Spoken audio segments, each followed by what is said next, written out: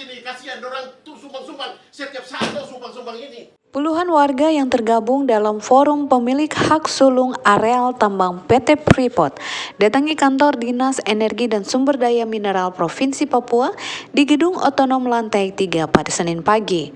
Warga menuntut pemerintah Provinsi Papua segera menuangkan hak mereka ke dalam akta notaris kepemilikan saham sebagaimana tertuang dalam Undang-Undang Nomor 40 Tahun 2007 tentang perseroan terbatas, termasuk dituangkan pula masyarakat adat sebagai komisaris dalam akta tersebut.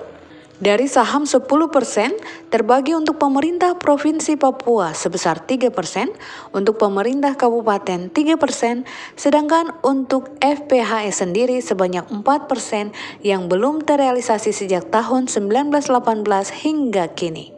Ketua FPHS Yafet Mangabianal mengatakan tujuan kedatangan mereka untuk menagih janji kepada Kepala Dinas ESDM Provinsi Papua agar dapat berkoordinasi dengan pihak terkait.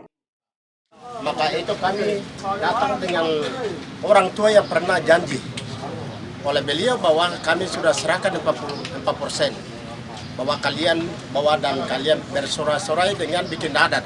Kami sudah lakukan itu dengan sesuai dengan permintaan beliau. Maka itu janji itu belum dipati sampai saat ini pun juga belum ada keselatan. Maka anak-anak yang ditinggalkan itu sekarang orang tua bilang kami tidak bisa berangkat, anak yang berangkat sekarang. Jadi anak-anak yang datang ini untuk tujuan bahwa mau tagih utang yang pernah janji oleh Pak Borai yang sebagai kepala SDM pertambangan yang 29 kabupaten. Maka itu kami datang tadi janji oleh beliau. Maka itu kami berikan kesempatan kepada beliau supaya sekarang koordinasi dengan pihak-pihak yang terkait. Yohan Songgonau selaku sekretaris FPHS meminta agar harga diri mereka tertuang dalam regulasi Perda, dan ia juga menjelaskan kontrak karya PT Freeport sejak tahun 1967 tidak disertai kontrak dengan masyarakat pemilik hak ulayat. Yohan juga meminta agar dalam akta notaris pihak masyarakat pemilik areal tambang dilibatkan sebagai komisaris sehingga pemilik ulayat menjadi tuan di atas tanah mereka. Sekretaris Forum Pemilik Hak Sulung. Jadi pada kesempatan ini kami itu tidak datang ke sini, itu bukan baru. Kami datang ke sini, ini kantor otonomi, kantornya Pak Borai, itu sudah sering datang berkoordinasi terus.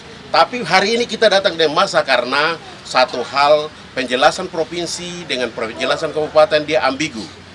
Jadi mereka lempar persoalan ke kabupaten, mereka lempar persoalan kembali ke provinsi. Karena satu, kita baru-baru juga sudah datang minta untuk kita harus masuk dalam regulasi.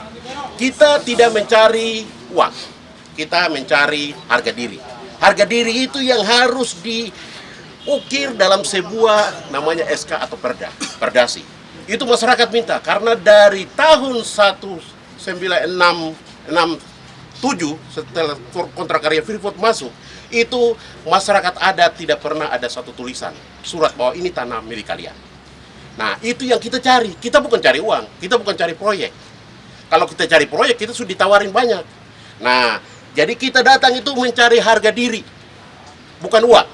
Jangan salah berpikir.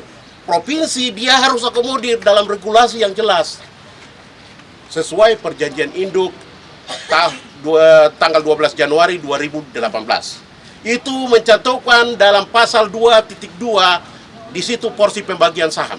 Saham 10% untuk Provinsi Papua. Saham untuk Provinsi Papua.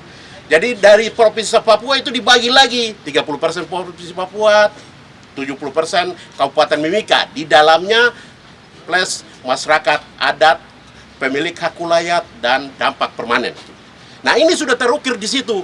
Nah, sementara itu, Kepala Dinas ESDM Provinsi Papua menjelaskan bahwa tuntutan aspirasi dari masyarakat adat tetap diterima dan pihaknya tetap berkoordinasi dengan Gubernur Provinsi Papua selaku pemegang keputusan. Namanya aspirasi tuntutan itu dari masyarakat adat itu memang bukan hal baru.